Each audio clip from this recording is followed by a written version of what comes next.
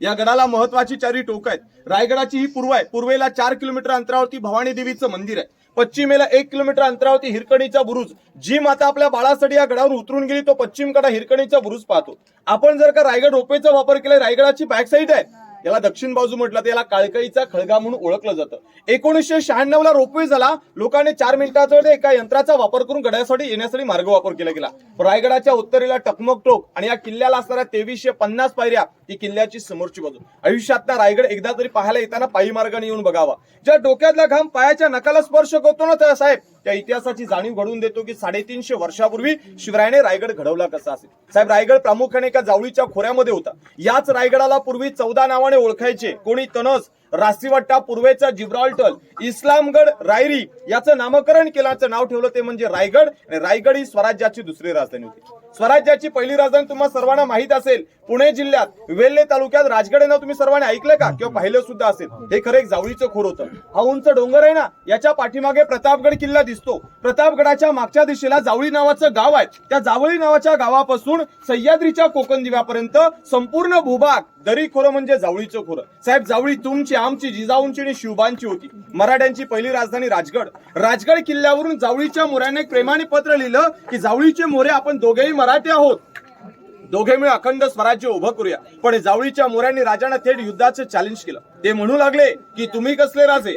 तुम्ही स्वतःला राजे समजून घेणारे कोण? या जावळी प्रांताचे खरे राजे तर आम्ही आहोत. साहेब, याल जावळीत तर जाल गवळी, उद्याच असेल तर आजच या. तुमच्यासाठी दारू गोळा, तोफखाना सज्ज असं मराठ्यास उल्लेखून बोलले. मराठे कोणासमोर झुकले ना वाकले म्हणून आत्ताचा शेर आहे की अंधाराला घाबरत नाही, अंधाराला घाबरत नाही तर त्या आभाळाची साथ आहे, मोडेल पण वाकणार नाही. हीच तर खरी मराठ्याची जात आहे, हीच तर खरी मराठ्याची जात आहे.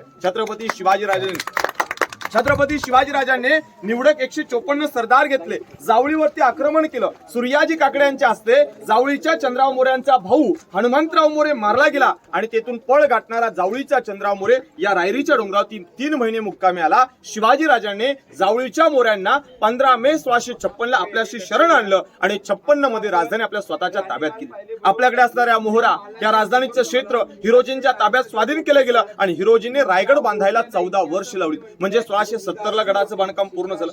मग विचार करण्यासारखी गोष्ट, 14 वर्षामध्ये किल्ल्यावरती बांधावं काय? तर साहेब, या दगडामध्ये ज्या वास्तू तुम्ही गडावरती बघताय ना, अशा 350 इमारती आहेत, 11 तलाव आहेत आणि 84 पाण्याच्या टाक्या. साहेब, त्या इमारतीला लागणारा दगड गडाच्या पायथ्या बसून गडाच्या माथ्यावर येणं शक्य आहे का? म्हणून जे 11 तलाव खोदलीत, 84 पाण्याच्या टाक्या खोदल्या, यातून निघणारा जेवढा दगड होता तो किल्ल्याच्या कामाला वापरला. म्हणजे एका दगडामध्ये 2 पक्षी मारले, पाण्याचा साठा केला, किल्ल्याचं बांधकाम केलं. याच्यावरती पूर्वी फार छप्पर होतं. कल्पना करा, छप्पर असावं काय? चौकोनी सागवणी खांब होते, बँगलोरी कुंभार नळीच्या कौलांचं छप्पर होतं, चहूबाजूने रंगीबिरंगी पैठण्यांच्या झालरी होत्या, काव दिव्यांच्या पंत्या मशाळीचा उजेड होता. पण साहेब, 10 मे 1818 ला रोपेच्या शेजारी एक डोंगर आहे. या डोंगराचं नाव आहे पोटलाचा डोंगर. या पोटलाच्या डोंगरावर तोफेचा भडीमारा केला. या गडाचं पूर्वेकडचं दारू कोठार जाळलं. रायगड इतिहास नोंदीनुसार 11 दिवस जळत होता. किती दिवस जळत होता? 11 दिवस. जेवढं लाकडाचं होतं ते साहेब जळालं. आज दगडांचं आणि विटांचं पाहायला भेटतं. किल्ल्यावरती वीट बांधकाम जेवढं पाहिलं ना, हे पेशव्यांनी घडवलं. दगडाचं बांधकाम शिवकाळातलं होतं. आज आपण सिमेंट आणि वाळूचा वापर करतो. त्या काळात त्याला जॉईन करायला वापरायचं का? चुना, गुळ आणि शिशाचा वापर केला होता. आता प्राथमिकता रायगड तुम्ही पाहताय. तुम्हाला असा प्रश्न पडेल की याच्यावरती पूर्वीपार छप्पर होतं की नव्हतं, किंवा हे ओपन होते की काय? पूर्वीपार याच्यावरती छप्पर होतं. कल्पना करा की त्या काळात ते राजवाडे, हे राज पॅलेस किती आलिशान असतील. ते चौकोनी सागवणी खांब होते. मग आता लाकडी खांबावरती सुंदर डिझाईन करता येत होती. त्याच्यावरती बँगलोरी कुंभार नळीच्या कौलांचं छप्पर होतं. चहूबाजूने रंगीबिरंगी पैठण्यांच्या झालरी होत्या, काव दिव्यांच्या पंत्या मशाळीचा उजेड होता. पण हेच वैभव 10 मे 1818 ला इंग्रज, ब्रिटिश कर्नल प्रहतर मेजर हॉल या ब्रिटिशांनी तोफेचा भडीमारा केला आणि ज्या रायगड जाळला गेला, त्या रायगड 11 दिवस जरी का जळत असेल तर वास्तविकता इथलं वैभव किती सुंदर असेल. आता प्राथमिकता रायगड जो आपण पाहतोय ना, ज्या रायगडावरती तुम्ही येण्यासाठी जो वापर केला तो रोपे गडाची बॅक साईड आहे. रोपेच्या अप्पर स्टेशनला उतरलात, बरोबर आहे, 128 पायऱ्या चढलात आणि जो पहिला गेट लागला, या गेटचं नाव आहे मेना दरवाजा.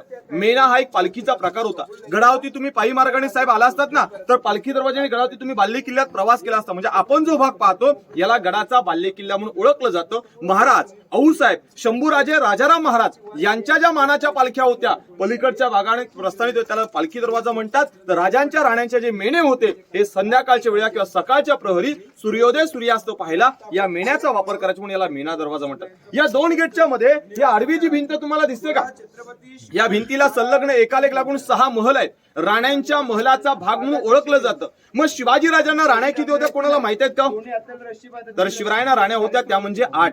आज हिंदू धर्माच्या रीतिरिवाजाप्रमाणे एका राजाला एक राणी करायला परमिशन आहे, बरोबर आहे की नाही? मग शिवरायाने 8 लग्न का करावी त्याचं कारण होतं, स्वराज्यात मावळ्यांची कमतरता होती, मोठमोठ्या घराण्यातल्या त्या मुली केल्या होत्या। प्रथमतः 8 राण्यांची तुम्हाला नावं ऐकवतो। सईबाई, सोयराबाई, काशीबाई, गुणवंताबाई, सगुणाबाई, सकवारबाई, लक्ष्मी राणींनी पोताराणी साहेब। मी म्हटलं इथे तर फक्त 7 राण्या राहायच्या, मग 2 राण्या राहायच्या कुठे? तर राजांच्या पटराणी धर्मपत्नी सईबाई यांची देवआज्ञा झाली 1659 मध्ये। तुम्ही राजगड किल्ल्यावरती कधी गेलात तर पद्मावती माचीवरती सईबाईंची समाधी पाहतो। मात्र संभाजी महाराज हे वयाचे 2 वर्षाचे होते। आईची माया, आईचं जे प्रेम आहे ना संभाजी महाराजांना जे लाभलं गेलं ते फक्त 2 वर्षापुरतच होतं। राजांच्या 3ऱ्या राणी साहेब येताना तुम्हाला पाचारगाव लागलं का? आऊसाहेबांचा 9 एकराचा वाडा आहे। आऊसाहेबांना दम्याचा त्रास होता, गडाचा चढ उतार होणं शक्य नव्हतं, म्हणून आपल्या मातोश्रींच्या सेवेला पोताराणी साहेबांना गडाच्या पायथ्याशी ठेवण्यात आलं। बाकीच्या 6 राण्यांसाठी 6 दालनं तुम्ही सर्वजण एका महलात गेला होतात। महलामध्ये गेल्यानंतर आतमध्ये 2 ज्योती पाहायला भेटली, म्हणजे 2 फाउंडेशन बेसमेंट पाहायला भेटलं असेल। पहिलं होतं ते राणीची हॉल होतं, पाठीमागे त्या राणीचं अंतापूर म्हणजे त्या राणीचं बेडरूम होतं। 350 वर्षापूर्वीची इंडियन टॉयलेट सिस्टीम होती आणि थंड हवा खाण्यासाठी खिडकी। राणीच्या महलासमोर तुटलेली जी काही ज्योती पाहतो याला सर्वंट कॉटेज असं म्हणतात, नोकर चाकर शिपायांची घरं। राणीने आज्ञा करावी, दासीने आतमध्ये जावं, छोटं मोठं काम करावं, पुन्हा विश्रांतीसाठी विश्रांती कक्षेवरती येऊन बसावं। प्रत्येक राणीच्या महलावरती वेगवेगळे चिन्ह पाहायला भेटतात। काही ठिकाणावरती गणपती चिन्ह पाहायला भेटतात, तर काही ठिकाणी फुलांचे डिझाईन कोरलेल्या बघायला भेटतात। आपण जरा आता जवळ जाऊया, अष्टप्रधानांचे वाडे, धान्य गोदाम पाहायला जाऊया। पण जाण्यापूर्वी साहेबे स्वराज्य हे गडकोट ज्यांच्यामुळे घडले ना, त्या म्हणजे आपल्या सर्वांच्या लाडक्या राजमाता राष्ट्रमाता जिजाऊ साहेब। कारण की त्या माऊलीचं नाव घेतलं की अंगावरती शहाऱ्या उमटल्या जातात, कारण की त्या माऊलीनं या स्वराज्याला 2 राजे घडवून दिले। म्हणून आज अभिमानाने गडकोट फिरतोय। हे 2 राजे कोण? तर राजे छत्रपती श्री शिवाजी महाराज आणि राजे छत्रपती श्री संभाजी महाराज। म्हणून तुम्हाला सर्वांना एक शेर ऐकवतो का जिजाऊ मासाहेब तुम्ही जन्माला आलात म्हणून त्या अंगणामध्ये दिसते ती तुळस, आणि या महाराष्ट्रात छत्रपती शिवराय जन्माला आले म्हणून त्या मंदिराची दिसतात उंच उंच ते कळस, उंच उंच ते कळस। बोला छत्रपती श्री शिवाजी महाराज की जय।